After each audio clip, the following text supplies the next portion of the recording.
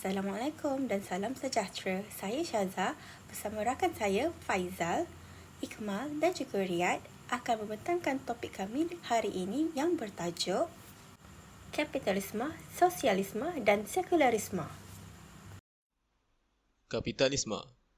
Definisi kapitalisme menurut Kamus Dewan Bahasa dan Pustaka edisi keempat adalah sistem ekonomi dan politik yang pemilikan harta benda, industri dan perniagaannya lebih banyak tertumpu pada sektor swasta daripada kerajaan, dan syarikat-syarikat digalakkan bersaing antara satu dengan lain untuk membuat keuntungan. Berikut adalah definisi kapitalisme dari sudut pandang ahli falsafah dari seluruh dunia. Ciri ideologi kapitalisme. Kapitalisme adalah sistem yang mempunyai unsur kebebasan kepada individu atau syarikat untuk mempunyai harta dan alat perusahaan dan berkembang. Sistem ini juga merangkumi konsep-konsep kebebasan bagi inisiatif, persaingan, mewarisi dan pendorong keuntungan. Ciri-ciri negara yang mengamalkan kapitalisme dalam ekonominya. Yang pertama, terdapat sistem yang mengandungi unsur riba iaitu faedah dalam jual beli dan hutang. Yang kedua, aktiviti ekonomi yang dikawal secara berlebihan oleh pemegang saham terbesar bagi kepentingan sendiri. Yang ketiga, sistem yang mempunyai unsur monopoli untuk menguasai segalanya dan menghapuskan semua persaingan yang ada. Manakala yang keempat, pemerintah mempunyai kuasa yang kecil dalam kegiatan ekonomi. Sejarah kapitalisme.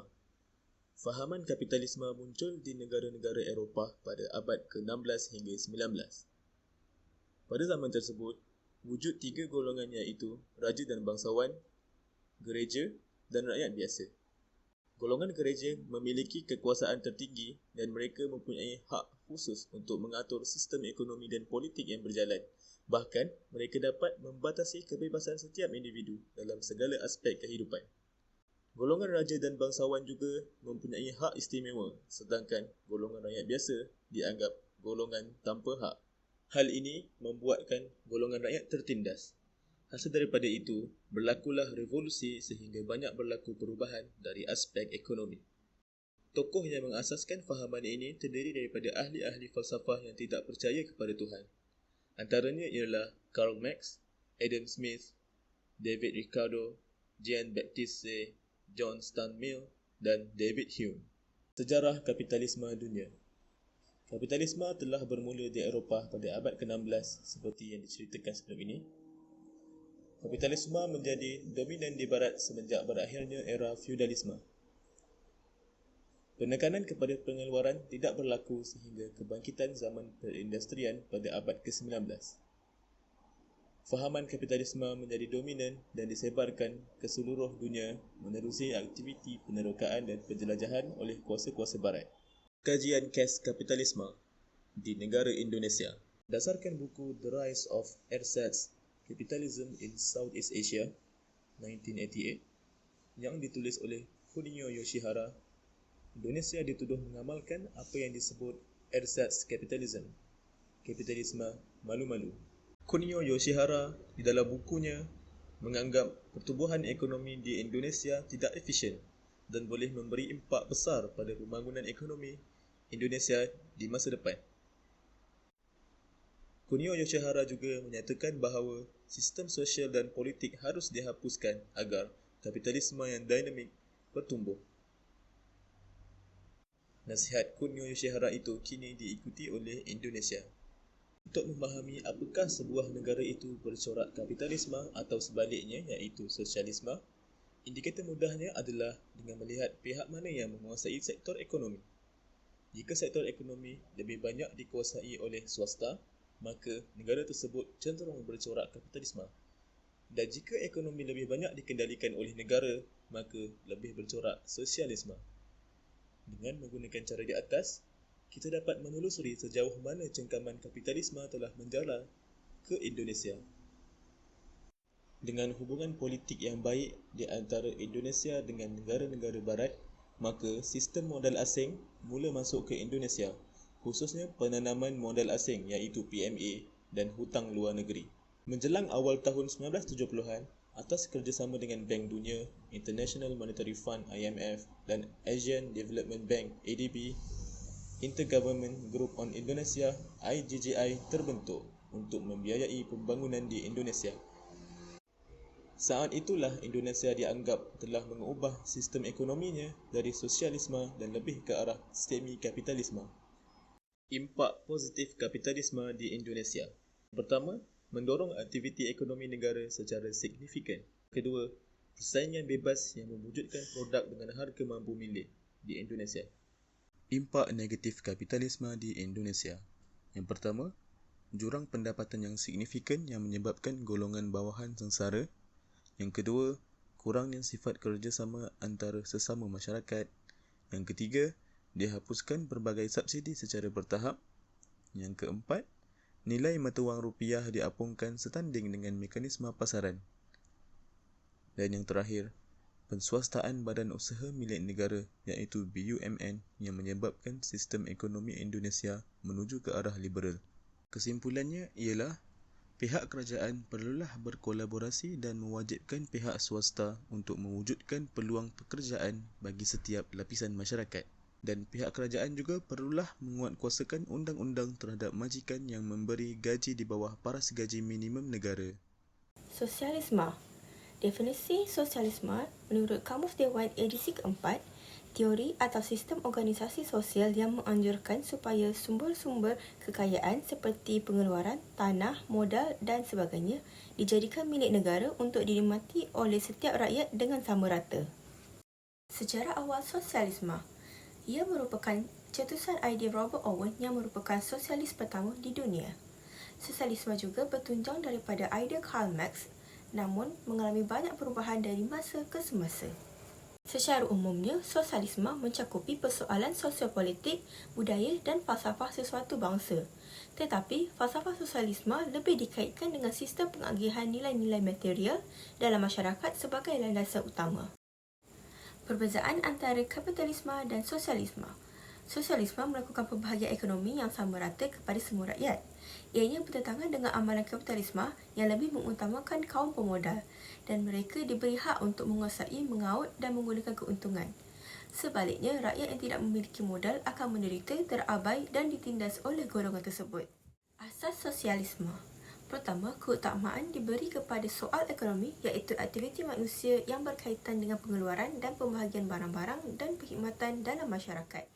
Kedua, keinginan untuk menghapuskan sistem ekonomi yang menindas, iaitu di mana manusia mendapat faedah dan keuntungan melalui penindasan ke atas manusia lain. Ketiga, rombakan sistem ekonomi untuk menghapuskan penderitaan serba kekurangan di kalangan ahli masyarakat, melalui satu rangka yang lebih sama rata dan melalui pengkongsian bersama. Kajian kes sosialisme di negara Korea Utara. Sosialisme di Korea Utara merupakan idea asal oleh Presiden Kim Il-sung. Beliau menerima pengaruh dan dominasi daripada Soviet Union.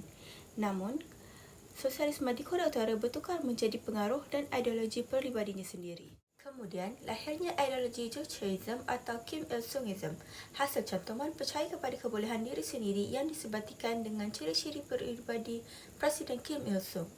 Jucheism berkembang dalam politik, sistem ekonomi dan hampir keseluruhan perjalanan hidup individu Korea Utara. Presiden Kim Il-sung telah mengkelaskan rakyat kepada 3 kelas rigid bagi memerhatikan kesetiaan rakyat terhadap beliau. Pertama, kelas teras merupakan kelas untuk mereka yang dikenal pasti kesetiaannya kepada Kim dan keluarganya. Kedua, kelas tak stabil untuk rakyat yang seakan-akan menyokong Kim tetapi dikhawatiri menyebelahi politik dan ideologi Korea Selatan atau lain-lain. Dan yang terakhir, kelas seteru buat mereka yang dikenal pasti tidak setia kepada Kim dan merupakan anggota di dalam kamp tahanan. Berikut merupakan garis masa perkembangan sosialisme di Korea Utara. Kelebihan sistem sosialisme.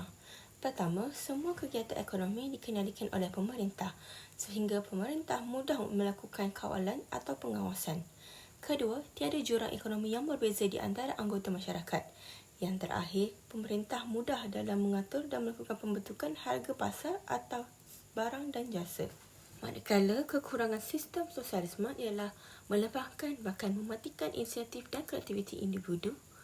Kedua, seringnya terjadi kejadian monopoli yang merugikan masyarakat seperti di Korea Utara. Ketiga, Masyarakat tidak memiliki kebebasan yang di dalam memiliki sumber-sumber daya yang ada. I'm going to explain to you what are the dangers of socialism. Number 1, socialism goes against our human nature. We are not born to be equal.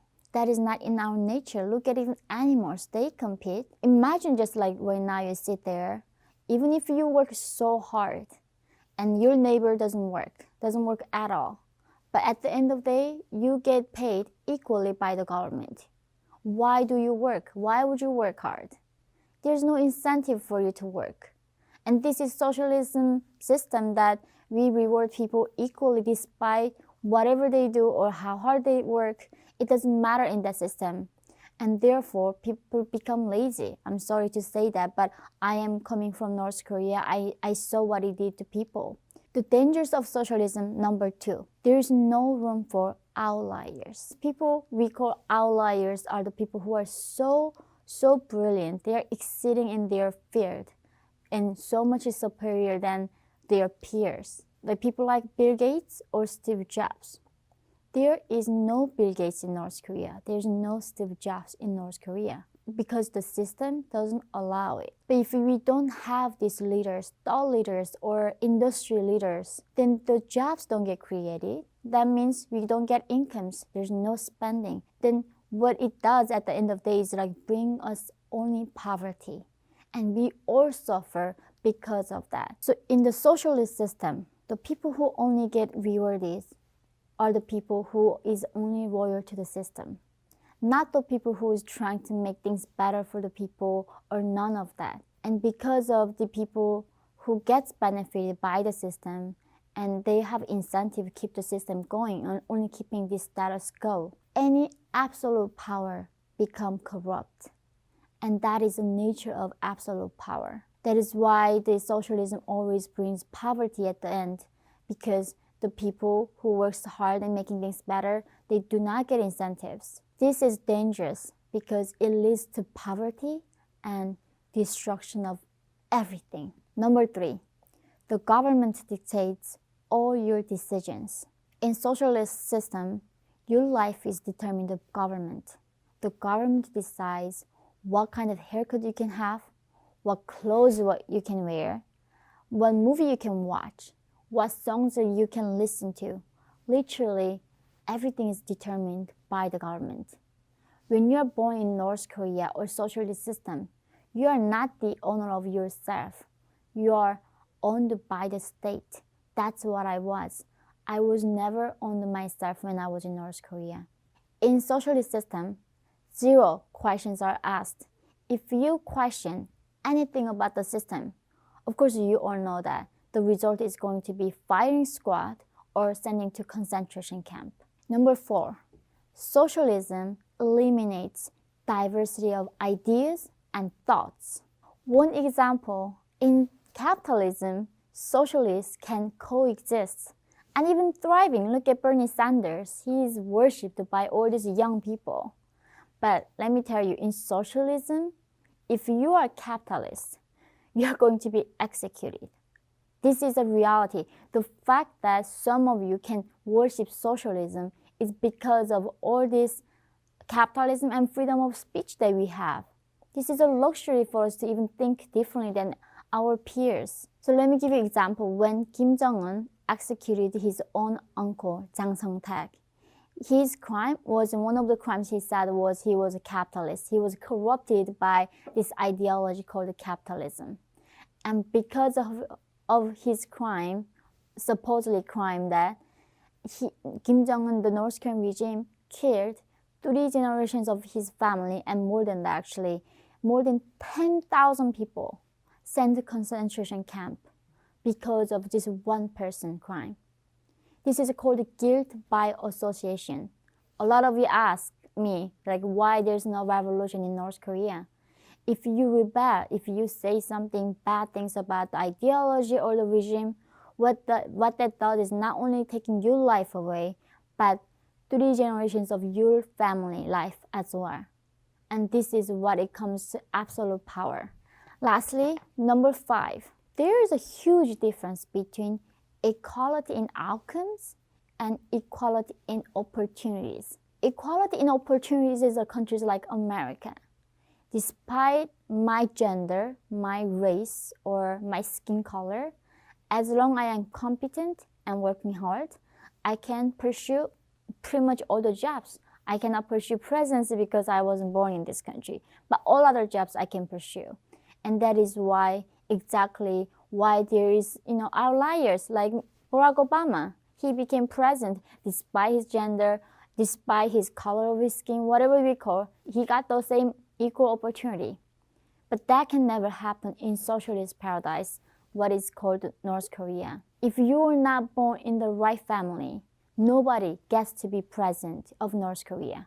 Only one family, that is Kim's. Supposedly the most equal society that is called socialism, North Korea has big 3 categories of caste system between people, and within 3 that big categories, there are 50 different classes. This is what we are ideologizing.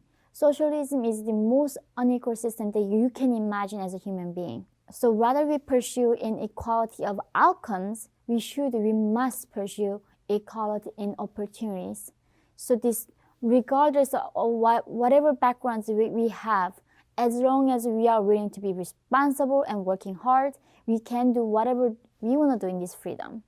Kesimpulannya, pelbagai perubahan telah berlaku dalam pelaksanaan sistem sosialisme di mana-mana negara sehingga menyimpang daripada definisi dan perjuangan asal sosialisme. Oleh itu, setiap pemerintah harus mengamalkan sistem pentadbiran yang ada demi menjaga kesejahteraan negara.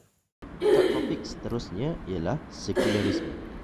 Sekularisme berasal daripada perkataan Latin iaitu seculum yang bermaksud sekular, yang mempunyai banyak dan luas pengertiannya, sama seperti perkataan religion.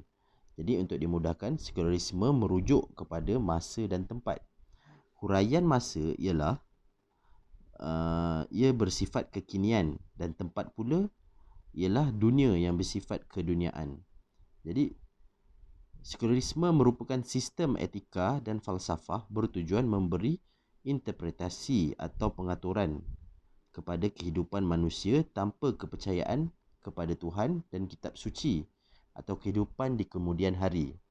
Jadi secara am dan mudahnya, sekularisme merupakan satu fahaman yang memisahkan antara urusan agama dan kehidupan dunia seperti ekonomi, politik, pendidikan dan sebagainya.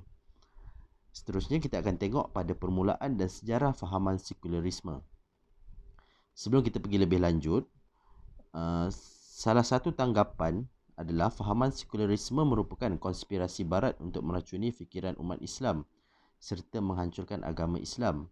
Tapi ianya jelas tidak benar seperti yang dikatakan oleh Muhammad Alami Musa dalam siri rencana program hubungan silang agama dalam masyarakat majmuk dengan kerjasama Berita Harian. Namun demikian, menurut beliau, aliran sekularisme yang ekstrim yang memusuhi Tuhan dan mengambil sikap anti agama semakin dominan pada hari ini. Jadi sejarahnya, pada zaman kegelapan Eropah, benua Eropah mengalami zaman gelap pada tahun 476 Masihi. Ia berpunca daripada kejatuhan Rom Barat dan zaman gelap ini berlaku lebih kurang 1000 tahun. Eropah mundur dari segala aspek kehidupan pada ketika itu. Walau bagaimanapun, perkara ini tidak berlaku di Timur, khususnya negara Islam. Pada ketika itu, negara Islam sedang mengalami zaman keemasannya. Ia disebabkan oleh faktor kewujudan zaman Khulafa' Ar-Rasyidin, kerajaan Bani Umayyah dan kerajaan Abbasiyah. Terdapat juga banyak cendekiawan-cendekiawan barat yang belajar dari sarjana Islam dan mereka melihat negara Islam sangat maju ketika itu berbanding kepada Eropah. Jadi mereka membawa balik ilmu-ilmu ini kepada ilmu-ilmu seperti ilmu sains, perubatan, geografi ke negara mereka. Jadi pada ketika itu benua Eropah berada di bawah penguasaan Gereja Katolik yang memerintah secara kuku besi. Mereka telah memperkenalkan beberapa undang-undang yang menekan rakyat mereka. Antaranya, mengatur kehidupan masyarakat atas nama gereja, menghalalkan pertumpahan darah untuk melaksanakan arahan gereja, menekankan ilmu keagamaan dan ilmu akhirat sahaja. Tetapi rakyat dilarang membaca kitab Bible dan para ilmuwan dipaksa tunduk kepada gerejawan dan mendengar doktrin dari pihak gereja sahaja. Mempelajari ilmu sains boleh dijatuhkan hukuman bunuh kerana para padri menganggap bahawa ilmu sains adalah ilmu Islam. Selain itu, berlaku amalan rasuah, sikap pentingkan diri dan kemewahan melampau dalam kalangan pihak gereja. Dan akhir sekali, penyelewengan banyak dilakukan oleh pihak gereja seperti menjual sijil indulgence, iaitu surat penembusan dosa. Jadi faktor yang terakhir ini menyebabkan Martin Luther, seorang profesor teknologi daripada Universiti Wittenberg, Jerman, memulakan gerakan dan pemberontakan terhadap Paus kerana beliau menentang amalan jual beli sijil indulgence. Pada tahun 1517, beliau telah mengemukakan 95 penyataan atau 95 thesis di pintu gerejanya di Jerman. Pendirian dan ajaran Luther ini kemudiannya dikenali sebagai mazhab Protestan dan ia mencabar kuasa gereja Katolik secara terang-terangan. Tindakan Martin Luther ini telah menyebabkan bermulanya zaman reformasi di Eropah. Pada ketika itu, berlaku peperangan besar antara kelompok Kristian di Eropah. Jadi pada masa itu terdapat dua kelompok utama golongan Kristian di Eropah, iaitu Kristian daripada gereja Katolik dan juga Kristian yang memegang mazhab Protestan. Selain daripada itu, mazhab Protestan itu sendiri juga terbahagi kepada beberapa aliran dan mereka juga sering bertelagah sesama sendiri. Jadi disebabkan itulah berlakunya banyak peperangan dalam kalangan rakyat penganut Kristian. Dan keadaan ini diburukkan lagi apabila negara kesatuan Eropah dah kucak-kacir. Beberapa negara mengambil peluang ini untuk membentuk negara-negara berdaulat. Jadi mereka mula berpecah daripada kesatuan Eropah dan apabila mereka dah membentuk negara, mereka juga mengambil salah satu aliran untuk dijadikan agama rasmi negara tersebut. Jadi rakyat dipaksa untuk menganut agama itu dan rakyat tidak mempunyai kebebasan dalam memilih cara hidup mereka sendiri.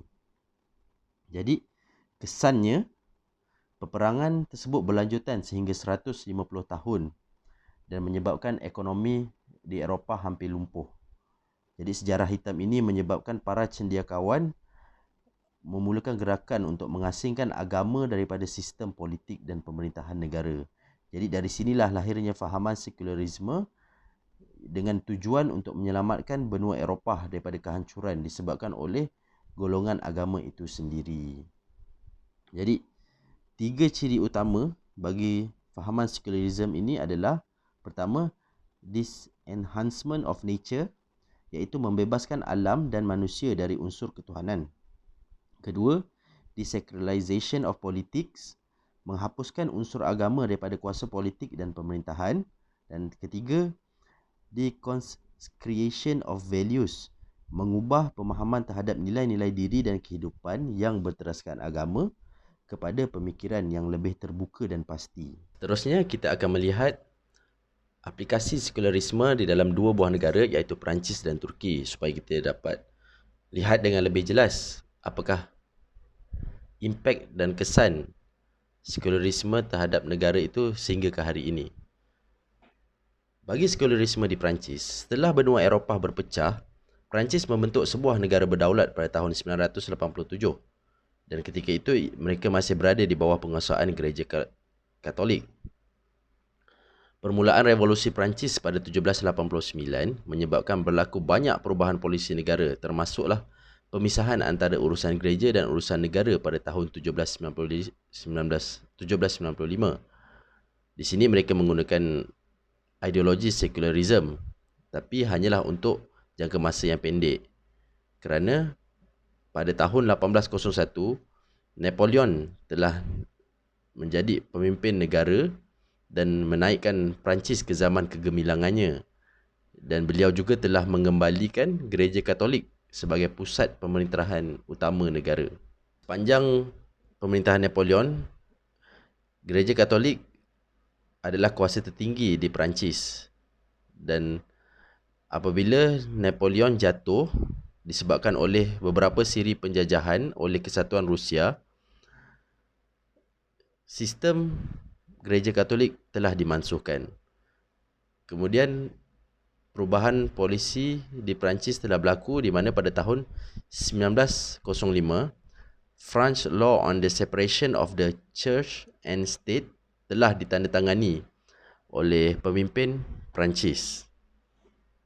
Di sini mereka telah mengamalkan konsep laicite yang juga bermaksud sekularisme dan menjadikan laicite sebagai salah satu prinsip perlembagaan di Perancis sehingga ke hari ini. Antara undang-undang yang baru yang diperkenalkan selepas penandatangani perlembagaan tersebut adalah urusan perkahwinan dan perceraian dilakukan di Mahkamah Sivil, membenarkan kerja pada hari Ahad, mewajibkan latihan ketenteraan kepada paderi-paderi, mengubah hospital dan sekolah menjadi sekular, membatalkan peraturan yang mewajibkan upacara sembahyang di setiap sesi parlimen, memecat karakter yang menjadi simbol agama daripada mahkamah dan pejabat kerajaan, dan akhir sekali melarang penglibatan anggota beruniform dalam aktiviti beragama. Pada waktu itu,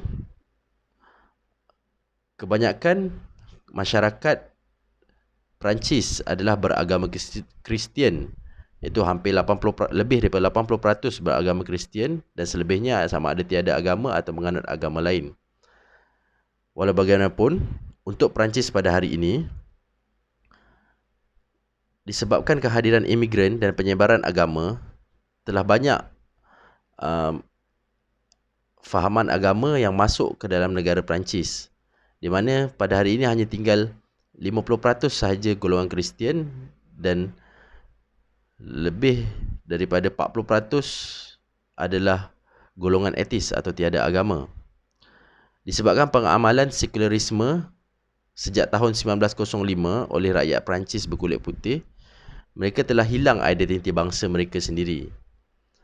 Pengamalan aktiviti keagamaan oleh golongan minoriti dilihat seperti mencabar kedudukan mereka sebagai penduduk asal. Kerajaan Perancis telah menghadkan pengamalan aktiviti agama kepada ruang peribadi sahaja. Perancis menghalang sebarang unsur agama di dalam segala aspek kehidupan termasuk budaya dan juga penampilan. Jadi ia berbeza dengan sekularisme yang diamalkan di Amerika Syarikat dan United Kingdom. Seperti contoh, perkataan Tuhan masih diguna pakai dalam lagu kebangsaan dan upacara rasmi di United Kingdom dan Amerika Syarikat. Jadi pada hari ini, bagi mengukuhkan lagi ideologi ini di dalam undang-undang mereka, mereka telah memperkenalkan beberapa undang-undang baru, iaitu antaranya mewajibkan kanak-kanak berumur seawal 3 tahun untuk dihantar ke sekolah sekular dan melarang pengajaran di rumah. Persatuan-persatuan agama perlu mengisytiharkan segala bentuk sumbangan dan kewangan kepada pihak berkuasa. Kerajaan juga berhak mencampuri urusan sebarang persatuan agama yang menerima dana kerajaan. Pengharaman poligami dan pengeluaran virginity certificate dalam kalangan pengamal perubatan. Dan individu atau syarikat kerajaan maupun swasta hendaklah menghormati prinsip sekularisme dan berkecuali dalam perkhidmatan di kawasan awam. Jadi impaknya undang-undang ini kepada Perancis adalah terdapat parti politik yang menggunakan isu sekularisme dalam berpolitik untuk meraih undi dalam kalangan masyarakat. Pemerintah negara barat juga berat sebelah terhadap satu kelompok agama dan menindas kelompok agama yang lain. Selain itu, apabila kerajaan tidak mencampuri urusan agama, setiap komuniti agama menjalankan undang-undang mengikut pemahaman sendiri dalam hal agama. Rakyat Perancis juga hilang identiti bangsa mereka. Golongan minoriti hidup dalam ketakutan dengan golongan majoriti. Peningkatan masalah sosial kerana kurangnya pendekatan agama dalam kehidupan seharian, dan akhir sekali lahirnya golongan ekstremis dalam kalangan penganut agama minoriti di Perancis. Sekularisme di Turki. Kerajaan Turki Uthmaniyah merupakan salah satu empayar terbesar di dunia suatu ketika dahulu. Ia mencapai zaman kegemilangannya semasa zaman pemerintahan Sultan Sulaiman Al-Qanuni. Kerajaan Turki Uthmaniyah menguasai sebahagian besar Eropah Tenggara, Asia Barat dan Afrika Utara. Walau bagaimanapun, kerajaan hebat ini mengalami kemerosotan selepas kemangkatan Sultan Sulaiman dan seterusnya berakhir era pemerintahan Turki Uthmaniyah pada tahun 1924. Antara faktor-faktor kejatuhan Turki Uthmaniyah adalah faktor kelemahan pemerintah, kekurangan pengamalan nilai Islam dalam diri pemerintah, kemerosotan ekonomi kerajaan Uthmaniyah, kelemahan dan pemberontakan tentera, transformasi dan kebangkitan nasionalisme, pengaruh luar, konspirasi dari gerakan Zionis yang ditubuhkan pada tahun 1897. Ideologi ini dimulakan oleh Mustafa Kemal Atatürk. Beliau merupakan tunjang utama kuasa Eropah bagi menjatuhkan kerajaan Turki. Kesatuan Eropah telah memperkenalkan Mustafa Kemal sebagai perwira kepada rakyat Turki apabila beliau telah berjaya memimpin tentera Turki untuk memenangi beberapa siri peperangan semasa Perang Dunia Pertama. Jadi, rakyat Turki sendiri telah mengangkat beliau menjadi perwira dan hero di negara mereka. Pada waktu yang sama, sistem pemerintahan khalifah dilihat begitu lemah dan banyak berlaku penyelewengan. Selain itu, kehadiran sarjana-sarjana Islam yang berpendidikan barat juga telah menyumbang kepada fahaman sekularisme kerana mereka menganggap syariah Islam itu yang menyebabkan kelemahan dalam sistem pemerintahan Turki. Antara perubahan-perubahan yang dibawa oleh Kemal Atatürk yang utama sekali adalah pemansuhan sistem khalifah kepada sistem republik sekular. Selain itu, beliau juga menghalang penyebaran syiar Islam di Turki dan menganggap ulama yang menyebarkan Islam sebagai penjenayah dan boleh dijatuhkan hukuman bunuh. Beliau juga mengubah kitab Al-Quran dan laungan azan ke dalam bahasa Turki selain menukar status masjid terbesar di Turki iaitu Hagia Sophia menjadi muzium. Beliau juga menutup masjid dan melarang solat berjemaah dan mengubah sebahagian daripada masjid menjadi gereja. Wanita dilarang memakai tudung dan diwajibkan memakai skirt di tempat awam. Dan akhir sekali mahkamah syariah dimansuhkan dan diganti dengan mahkamah sivil yang berasaskan undang-undang barat. Jadi, impak kepada pengenalan sistem sekular oleh Kemal Atatürk pada Turki hari ini. Sejak bermulanya sistem republik di Turki, Presiden Turki hanyalah menjadi boneka kuasa-kuasa besar Eropah dan mereka hanya mengikut telunjuk kuasa-kuasa besar ini dalam pembangunan negara Turki. Sehingga tahun 2001, Turki bergantung kepada kesatuan Eropah dan dunia barat untuk kelangsungan ekonomi maupun kemakmurannya.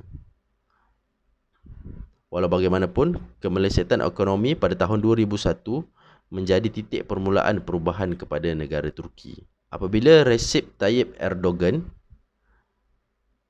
memenangi pilihan raya bersama Parti Keadilan dan Pembangunan AKP pada tahun 2002, beliau telah diangkat menjadi Perdana Menteri pada tahun berikutnya iaitu tahun 2003 dan perkara pertama yang dilakukan oleh beliau adalah memulakan rundingan berterusan dengan Kesatuan Eropah untuk memasukkan Turki ke dalam Kesatuan Eropah.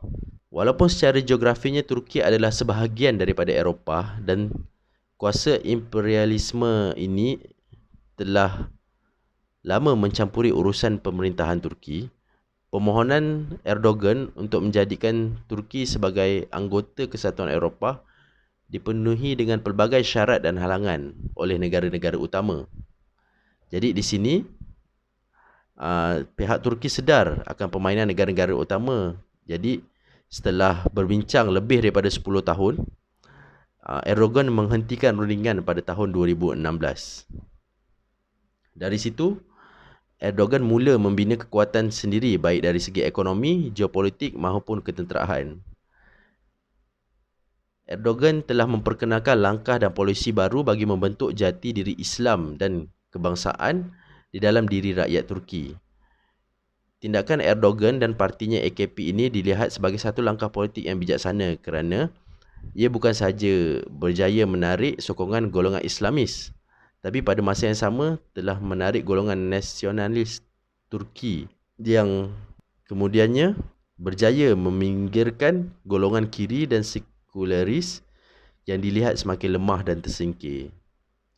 Jadi titik permulaan kegemilangan Turki moden ini dapat dilihat apabila kembalinya Hagia Sophia menjadi sebuah masjid pada tahun 2020 dan Turki muncul menjadi sebuah kuasa ulung yang disegani sebagaimana ketika zaman Khalifah Uthmaniyah dahulu. Jadi Turki sekarang bukan lagi di bawah bayang Kamal Atatürk yang mengharapkan ihsan dunia barat, tetapi Turki baru yang mampu menggoncang dunia dan mempunyai kuasa ketenteraan yang agak besar pada hari ini. Jika dilihat daripada kedua-dua negara yang telah dibentangkan, kita dapat lihat bahawa penyusupan fahaman sekularisme dalam sesebuah negara bukanlah disebabkan oleh ketidaksesuaian penerapan agama itu dalam sistem pemerintahan, tapi ia ada lebih kepada kegagalan dan kelemahan pemimpin atau pemerintah itu sendiri. Pemerintah pada ketika itu hanya menggunakan imej agama dalam sistem pemerintahan mereka, tetapi dari segi pengamalannya adalah sangat kurang. Selain daripada itu, penyusupan idea ini juga disumbangkan oleh golongan-golongan sarjana yang merantau dan menimba ilmu daripada negara-negara barat dan seterusnya membawa ideologi negara-negara barat yang ketika itu telah mula bangkit ke negara Turki. Dan jika kita lihat semula, walaupun sekularisme ini dilihat sebagai solusi untuk permasalahan penyalahgunaan kuasa oleh golongan agamawan pada masa dahulu, ia hanyalah bersifat sementara dan juga solusi untuk jangka masa pendek.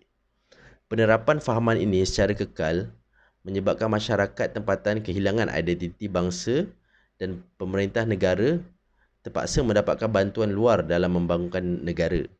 Hal ini kerana pengasingan antara agama dan juga sistem pemerintahan menyebabkan pemerintah tiada panduan atau pendekatan yang boleh mereka gunakan untuk mengacu ke mana arah tujuan negara yang ingin dibentuk. Solusi kepada masalah-masalah yang disebabkan oleh ideologi sekularisme ini adalah kita perlu negara ataupun masyarakat perlu kembali kepada konsep ketuhanan dan bersederhana dalam pelaksanaan setiap aspek yang ingin dilaksanakan. Pemerintah juga perlu menjaga tingkah laku mereka kerana merekalah yang membawa imej agama di dalam negara tersebut, dan mereka juga tidak boleh bertindak sewenang-wenangnya tanpa memikirkan kesan dan akibat daripada tindak tanduk mereka. Selain itu, walaupun mereka telah mengangkat satu agama sebagai agama rasmi sebuah negara, mereka tidak boleh meminggirkan kumpulan agama minoriti yang wujud di dalam negara mereka itu sendiri. Seterusnya, saya akan meneruskan pembentangan berkenaan dengan kesan-kesan ketiga-tiga fahaman ini terhadap negara kita Malaysia. Saya bahagikan kesan ini kepada dua, iaitu kesan-kesan yang positif dan kesan-kesan yang negatif, sebab kita faham ketiga-tiga fahaman ini walaupun ianya tidak dipraktikkan secara total di Malaysia, tetapi ciri-ciri ketiga-tiga fahaman ini kita boleh katakan ianya berada di Malaysia. Jadi oleh yang demikian, ketiga-tiga fahaman ini sudah tentulah mempunyai kesan-kesan terhadap sistem pentadbiran, sistem urusan perniagaan, dan juga kehidupan seharian kita. Jadi saya akan bagikan kepada dua lah, iaitu positif dan negatif. Yang pertama iaitu kesan kapitalisme terhadap negara kita. Yang pertama iaitu kapitalisme ini mengurangkan pengawalan menyeluruh kerajaan dalam pembangunan ekonomi negara, yang mana bermaksud ciri-ciri kapitalisme yang berada di Malaysia ini, kerajaan kurang campur tangan dalam urusan operasi syarikat-syarikat dalam menentukan hala tuju perniagaan mereka. Tetapi kerajaan ada campur tangan secara minima dalam menentukan rules and regulation ataupun peraturan-peraturan perniagaan yang sedia ada. Walaupun syarikat-syarikat ataupun player-player, pemain-pemain industri yang berada dalam negara ini bebas untuk menentukan rakan strategik ataupun plan strategik ataupun hala tuju mereka, ke mana mereka hendak bawa syarikat mereka, tergantung kepada undang-undang yang telah ditetapkan. Peranan kerajaan di dalam kapitalisme ini di Malaysia ini adalah lebih kepada to facilitate ataupun membantu pelabur-pelabur ataupun syarikat-syarikat ini untuk memajukan perniagaan atau perusahaan mereka di Malaysia bagi menjana keuntungan dan seterusnya membuka peluang pekerjaan kepada rakyat negara kita. Yang kedua adalah kesan positif kapitalisme terhadap negara kita adalah mengenai menggalakkan persaingan yang sihat, pemikiran kreatif dan juga inovatif dalam menjana keuntungan. Di sini ianya bermaksud bahawa dengan adanya persaingan sihat di antara syarikat-syarikat ini, maksudnya sesiapa saja syarikat yang dapat mengurangkan kos dan juga dapat meninggikan produktiviti dan juga daya saing, dialah yang akan berjaya. Jadi kesan yang baiknya kepada rakyat ialah rakyat akan mendapat harga barangan yang lebih murah disebabkan oleh ianya tidak dimonopoli oleh satu syarikat. Seperti contohnya, kalau berkaitan dengan makanan ataupun makanan segera, kita ada bermacam-macam makanan segera yang ada di dalam negara kita. Malaysia, negara kita tidak menyekat mana-mana jenama makanan segera di dalam negara maupun yang berjenama luar negara. Seperti contohnya KFC, Pizza Hut, McDonald's, Texas Junior, even Starbucks, Coffee Bean.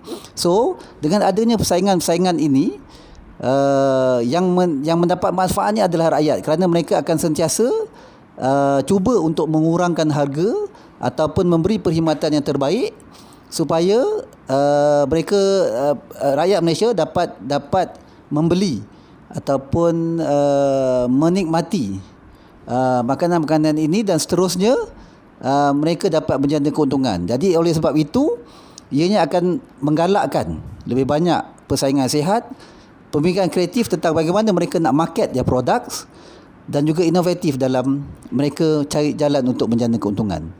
Seterusnya saya pergi kepada poin yang ketiga, iaitu pengenalan dasar perswastaan oleh negara kita yang diperkenalkan pada tahun 1983 dengan tujuan untuk merancakkan ekonomi negara, yang mana bermaksud bahawa dengan adanya dasar perswastaan ini, bebanan-bebanan kerajaan, tanggungan-tanggungan kerajaan dapat dikurangkan, di mana ianya bagi perancangan-perancangan strategik yang mana ianya tidak melibatkan urusan kerajaan secara total akan dapat disebarluaskan, dapat dipergunakan, dapat diterjemahkan melalui dasar perswastaan ini, di mana terdapatnya urusan-urusan kerajaan yang mana boleh memberi manfaat kepada kerajaan dan dapat dilakukan secara efektif diswastakan.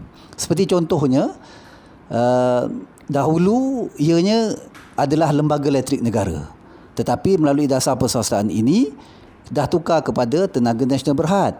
Walaupun ianya dikatakan adalah sistem monopoli, tetapi kita boleh mengatakan bahawa ianya adalah satu sistem monopoli yang baik, kerana elektrisiti ini ataupun bekalan elektrik ini adalah sumber strategik negara, yang mana tidak boleh kita sewenang-wenangnya melepaskan tanggungjawab itu kepada syarikat swasta, kerana ianya jika tidak membekalkan electricity atau elektrik itu kepada negara kita, sudah tentu negara kita akan menghadapi masalah. Itulah sebabnya TNB diwujudkan dan menjadi monopoli dalam bekalan elektrik negara supaya memastikan bekalan elektrik dapat dibekalkan 100%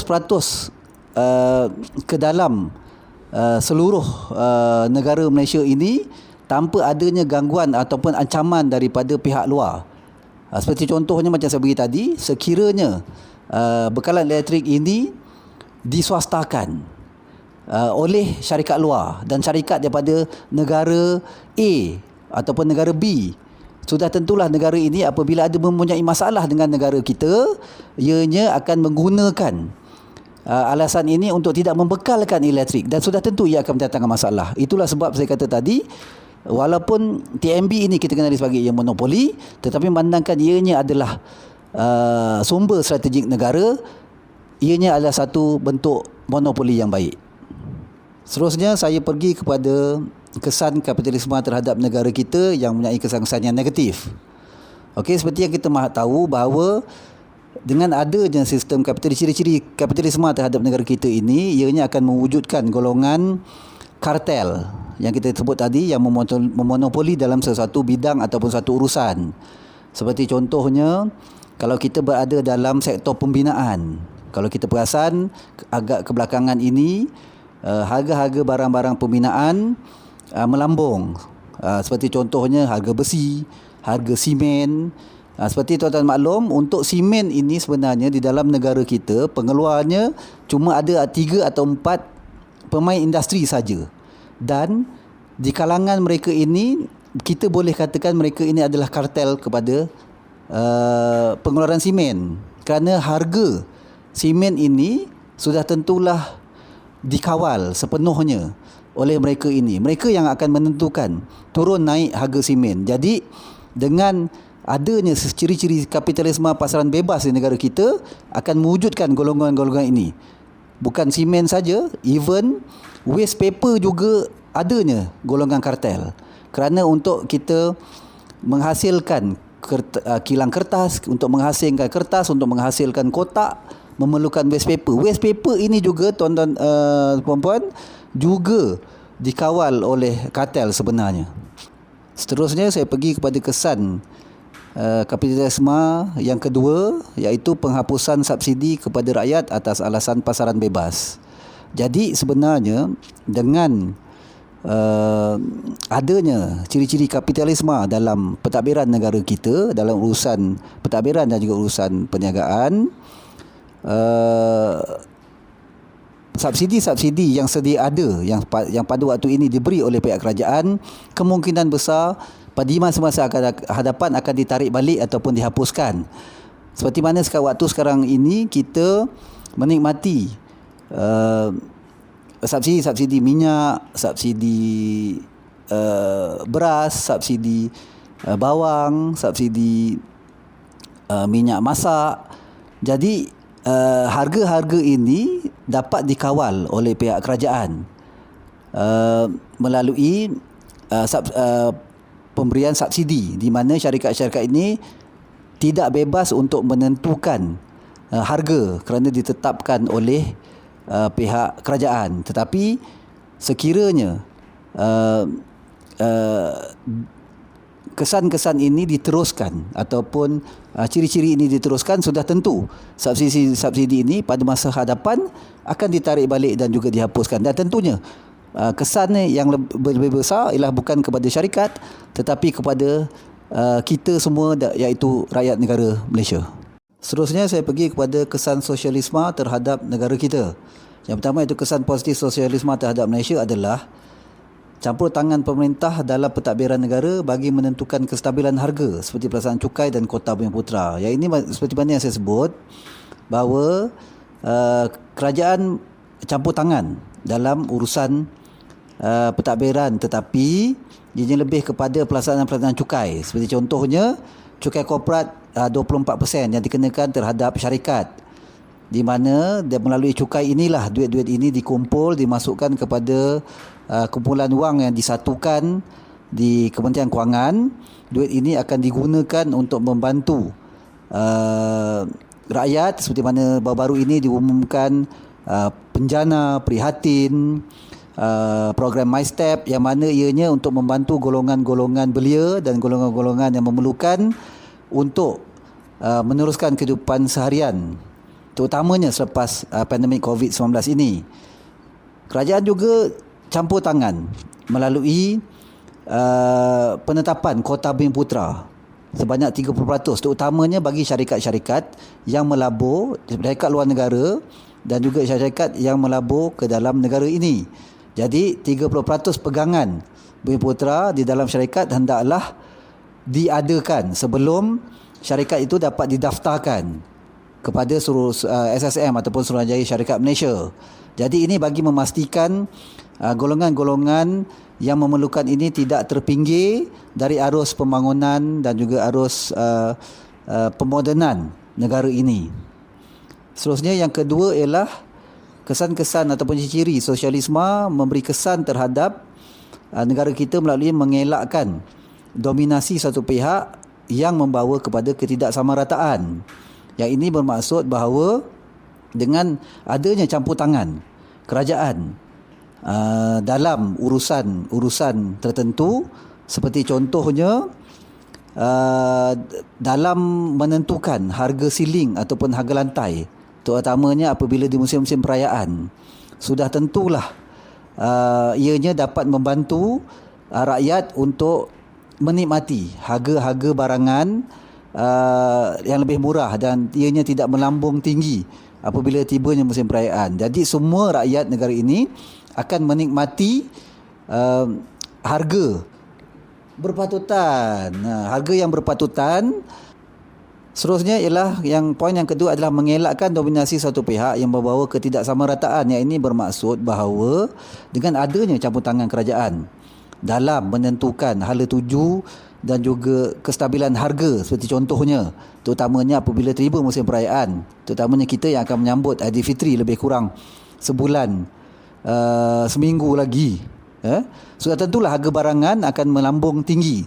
Jadi kerajaan akan memperkenalkan sistem lantai dan juga sistem siling harga, yang mana semua rakyat negara ini akan dapat menikmati harga-harga barangan keperluan asas yang berpatutan supaya ianya tidak membebankan kepada rakyat. Itulah ciri-ciri sosialisme yang positif. Dan yang ketiga adalah melalui sistem ini juga subsidi dapat diberikan oleh kerajaan untuk membantu golongan-golongan bawahan atau golongan memerlukan. Seperti mana yang kita tahu sebelum ini, masih seperti yang saya sebutkan tadi, banyak subsidi yang ada. Subsidi minyak, subsidi bahan-bahan keperluan asas. Jadi subsidi-subsidi inilah kenapa ianya perlu diberikan, kerana adanya lagi rakyat-rakyat negara kita yang berada di bawah paras kemiskinan, yang berada di bawah di mana household income ataupun pendapatan per kapitanya adalah di bawah garis kemiskinan. Jadi golongan-golongan inilah yang kerajaan masih lagi perlu bantu mereka untuk mereka meneruskan kehidupan dan seterusnya dapat memajukan diri. Seterusnya adalah saya pergi kepada kesan negatif, ciri-ciri sosialisme terhadap negara kita. Yang pertama adalah mewujudkan golongan masyarakat yang bersikap laid back ataupun yang mengharapkan bantuan kerajaan semata-mata. Ini kita memang ada golongan-golongan ini dalam negara kita, kerana mereka merasakan bahawa bahawa semua benda ini adalah jadi tanggungjawab kerajaan. Jadi mereka merasakan mereka patut mendapat subsidi dan ini menyebabkan mereka tidak berusaha untuk memajukan diri. Jadi ciri-ciri bila campur tangan kerajaan terlalu banyak ini menyebabkan wujudnya golongan-golongan ini yang sentiasa mengambil kesempatan. Bahawa mereka sentiasa mengatakan bahawa mereka ini sentiasa patut dibantu dan bukannya mereka bersama-sama untuk membantu negara dalam memajukan atau mencapai status negara maju. Poin yang kedua adalah kurangnya kebebasan ekonomi apabila ciri-ciri sosialisme ini digunakan dalam pentadbiran negara kita, iaitu bermaksud dengan adanya campur tangan dari pihak kerajaan dalam menentukan tarif, menentukan cukai, menentukan excise ataupun duty yang perlu dibayar, menyebabkan kos perniagaan di negara kita menjadi kurang menarik berbanding dengan negara-negara jiran, di mana pada waktu ini kita bersaing dengan jiran terutama di Asia Tenggara. Kita bersaing dengan negara Vietnam, kita bersaing dengan Indonesia, kita bersaing dengan Thailand. Jadi dengan banyaknya campur tangan ini menyebabkan pelabur-pelabur merasakan pelaburan di Malaysia ini akan menjadi kurang menarik dan menyebabkan mereka berpindah ke negara-negara serantau. Dan seperti mana kita maklum, sejak kebelakangan ini sudah ada beberapa pelaburan-pelaburan yang telah ditarik keluar dan juga mula melabur ke negara jiran kita. Dan di antara faktor-faktornya adalah yang boleh kita dapatkan adalah mereka ini merasakan bahawa tarif-tarif ataupun cukai-cukai yang dikenakan oleh pihak kerajaan negara kita agak tinggi berbanding dengan tarif dan cukai yang ditawarkan oleh negara-negara jiran kita. Jadi inilah juga antara perkara negatif dengan adanya ciri-ciri sosialisme ini di dalam pentadbiran negara kita. Yang ketiga, mengenai kesan negatif sosialisme terhadap negara kita adalah berkenaan dengan kekurangan daya saing dan inovasi. Di sini bermaksud bahawa apabila negara kita terlalu protektif terhadap sesuatu industri, seperti contohnya airline industry ataupun industri penerbangan, di mana Malaysia Airline System seperti yang kita sedia maklum adalah syarikat 100% kepunyaan negara kita, dan ini mereka menyebabkan mereka ini kurang daya saing dan juga inovasi berbanding dengan AirAsia. Kalau kita dapat lihat bagaimana AirAsia telah banyak melakukan promo-promo dan juga untuk menarik minat, walaupun boleh kita katakan kita tak boleh compare apple to apple between MAS dan juga AirAsia sebab target marketnya adalah orang yang berbeza. Walau bagaimanapun pada waktu sekarang di dalam airline industri ini ianya tetap adalah industri yang sama, walaupun target mereka berbeza tetapi cara mereka mempromosi ternyata beza, kerana MAS ini seperti kita maklum sentiasa mengharapkan dana daripada kerajaan. Apabila mereka menanggung kerugian, mereka sentiasa mendapat bailout daripada kerajaan melalui dana-dana yang diberikan. Tetapi seperti mana kita maklum, AirAsia adalah 100% private, dikawal oleh pihak swasta. Jadi untung rugi ataupun jatuh bangun syarikat terletak kepada mereka, dan ini menyebabkan mereka, kalau kita lihat, lebih kreatif dan lebih inovatif, terutamanya dalam memasarkan produk-produk mereka berbanding dengan MAS. Okey, seterusnya adalah berkaitan dengan kesan positif sekularisme terhadap negara kita. Ciri-ciri sekularisme yang ada dalam negara kita iaitu seperti mana yang termaktub di dalam Perlembagaan Malaysia, hak kebebasan individu adalah dijamin. Ini bermakna setiap anggota rakyat dalam negara ini adalah bebas untuk memilih cara hidup dan juga bebas untuk memilih agama yang mereka ingin anuti. Kebebasan yang diberikan ini adalah tetap tertakluk di bawah ruang lingkup peraturan dan juga undang-undang yang berkuat kuasa di Malaysia. Segala peraturan dan undang-undang yang ada di dalam negara ini adalah lebih kepada untuk menjadikan rakyat negara ini yang berbilang bangsa dan berbilang kaum ini lebih harmoni dan juga dapat bekerjasama dalam memajukan negara ke masa hadapan. Seterusnya, kesan positif yang kedua adalah pemerintah dapat menguatkuasakan undang-undang sivil tanpa dipengaruhi unsur-unsur kemanusiaan. Yang di sini bermaksud bahawa dengan adanya sistem ini, setiap undang-undang yang telah ada di Malaysia ini akan dapat dikuatkuasakan secara efektif ataupun secara efisien, di mana walaupun sesuatu jenayah itu dilakukan bagi tujuan yang dikatakan baik, seperti contohnya baru-baru ini apabila pandemik COVID-19 melanda, banyak keluarga kehilangan pendapatan, maka mereka terpaksa mencari ataupun Poin yang seterusnya adalah berkaitan dengan pemerintah dapat menguatkuasakan undang-undang sivil tanpa dipengaruhi unsur-unsur kemanusiaan. Seperti mana yang kita maklum, negara kita mempunyai undang-undang sivil dan juga undang-undang syariah, terutama bagi kita yang beragama Islam. Apa yang dimaksudkan sebagai pemerintah dapat menguatkuasakan undang-undang sivil tanpa dipengaruhi unsur-unsur kemanusiaan ini adalah, seperti contoh baru-baru ini apabila pandemik COVID-19 melanda, banyak ketua-ketua keluarga yang kehilangan pekerjaan, kehilangan pendapatan, menyebabkan mereka tidak dapat menyara keluarga, dan ada di antara mereka yang terpaksa melakukan jenayah. Seperti contoh yang kita dengar, mereka terpaksa mencuri di pasar raya, mencuri keperluan asas bagi tujuan menyara keluarga yang berada di rumah. Dan perbuatan ini adalah nyata satu kesalahan jenayah di bawah undang-undang sivil.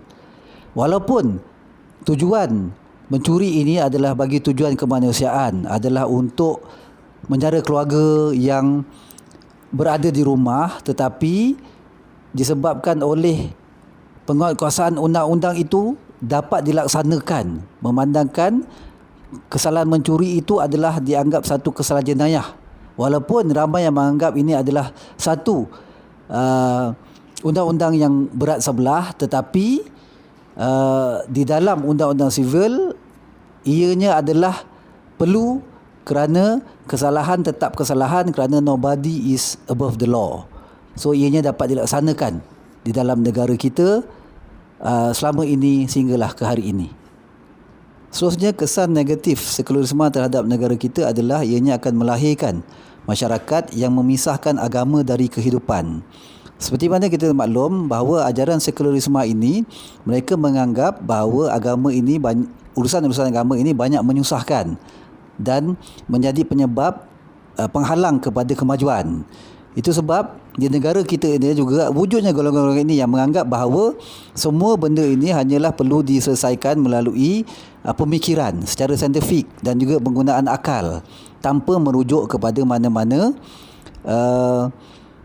agama ataupun peraturan-peraturan keagamaan, tetapi sebaliknya hanyalah merujuk kepada penilaian akal. Dan mereka menganggap bahawa dengan penilaian akal tanpa adanya unsur-unsur keagamaan ini boleh menyebabkan negara kita menjadi lebih maju ke hadapan. Tetapi sebenarnya ini adalah satu tanggapan yang salah, kerana dengan adanya pemisahan di antara agama dan dengan kehidupan ini menyebabkan banyak masalah-masalah yang berlaku pada waktu ini. Seperti contohnya, kalau kita dalam urusan perniagaan, di mana yang kaya akan menjadi bertambah kaya, yang miskin akan menjadi bertambah miskin, disebabkan oleh tiadanya urusan-urusan ataupun perkara-perkara kebajikan yang akan dilaksanakan, kerana mereka menganggap bahawa sesiapa yang hendak maju ialah melalui usaha mereka sendiri tanpa perlu memikirkan orang lain.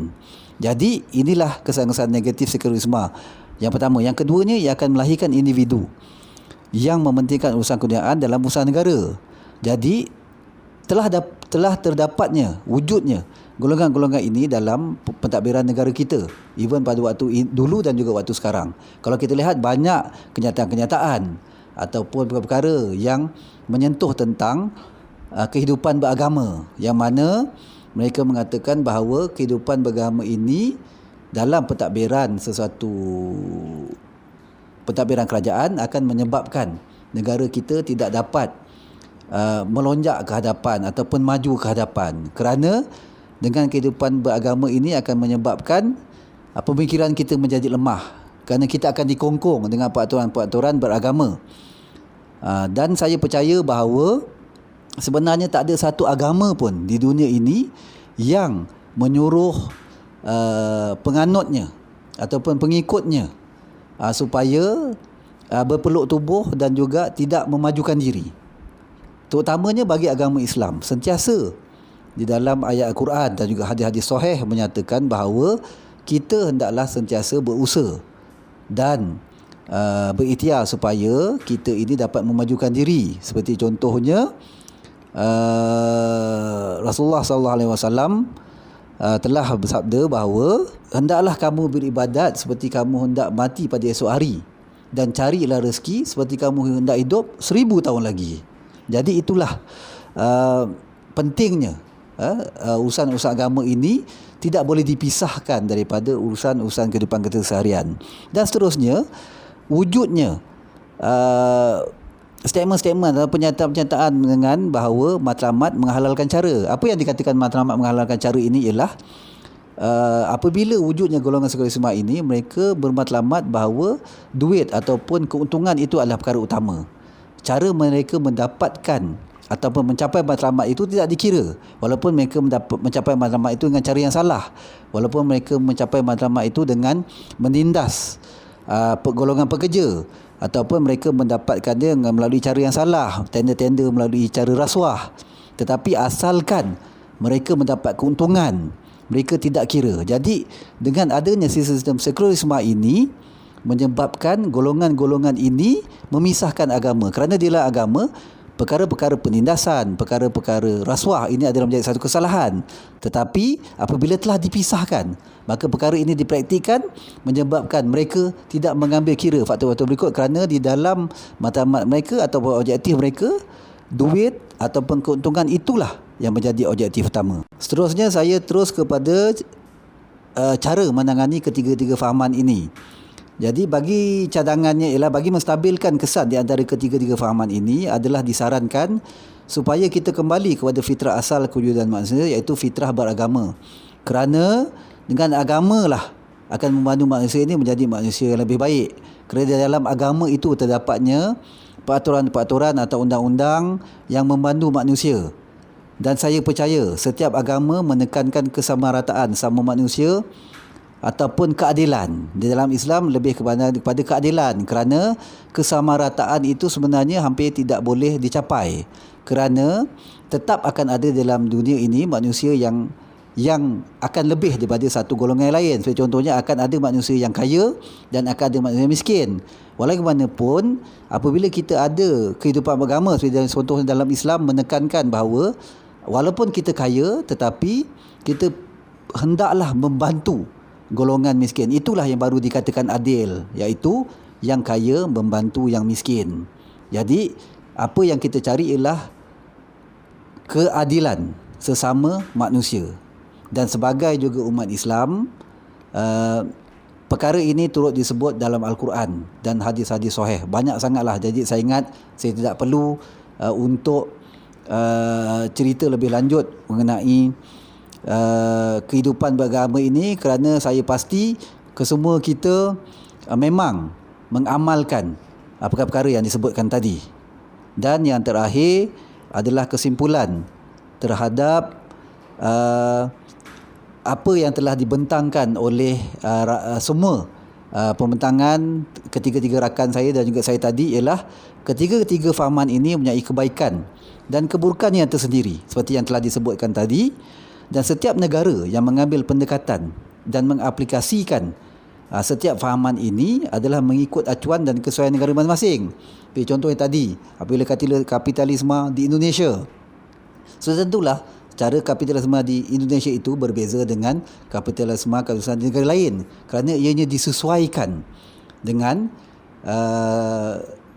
kehendak ataupun peraturan-peraturan yang berada di negara tersebut. Dan seterusnya, bagi yang saya sebutkan tadi, di Malaysia ini, ketiga-ketiga fahaman ini ataupun ketiga-tiga ciri fahaman ini wujud di dalam pentadbiran, ekonomi dan sosial politik. Namun fahaman-fahaman ini tidaklah ketara dan tidaklah diadopt ataupun diambil secara total. Ciri-cirinya ada, tetapi tidaklah diambil, kerana negara ini seperti kita sudah maklum ialah sebuah negara demokrasi berparlimen. Jadi daripada setiap satunya itu ada di ciri-ciri itu ada, tetapi tidaklah ketara. Sekian, saya ingat itu saja daripada pembentangan pada kemudian saya, dan saya harapkan semuanya dapat sedikit sebanyak sama-sama berkongsi ilmu yang ada, dan saya amat mengalu-alukan pertanyaan ataupun pandangan supaya kita sama-sama dapat berkongsi ilmu yang sikit sebanyak dapat membantu kita lah dalam memahami isu-isu ini dengan lebih efektif lagi. Sekian. Wabillahi taufiq wal hidayah. Wassalamualaikum warahmatullahi taala wabarakatuh dan selamat pagi.